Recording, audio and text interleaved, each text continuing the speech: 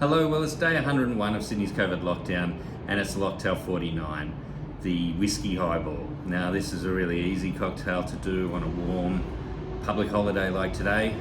So if you're enjoying the sun and you feel like you want a little bit of a tipple but something really nice and cold and refreshing, the Whisky Highball's for you. Now whisky sours were around from the mid 1800s. But the Whisky Highball turned up in 1895 in a book called The Mixologist by Chris Laylor, and it called for either brandy or whiskey. Fairly quickly by the 1900s, they'd moved away from sort of the brandy sodas, if you like, into whiskey.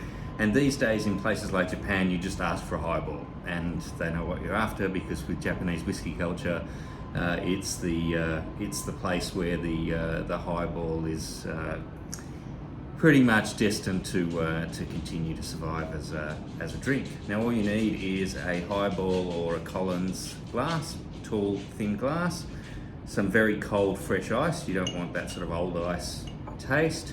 A little bit of lemon, either a lemon wedge or lemon circles. I tend to put these in a little way down the glass so I get a little bit of lemon, and then add a little bit more ice over the top.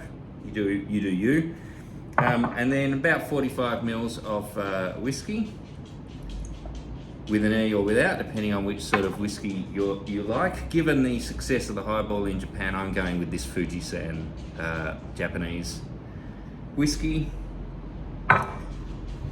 Chris Laylor, in his book, on the page before the highball, actually had a cocktail called the Spifflicator, which apparently is some form of Irish for being drunk, and it was offered up to consumers. Basically the same drink, was basically whiskey highball, except they were given the glass with ice, serve themselves as much whiskey as they want, and then the bartender would top it up with mineral water.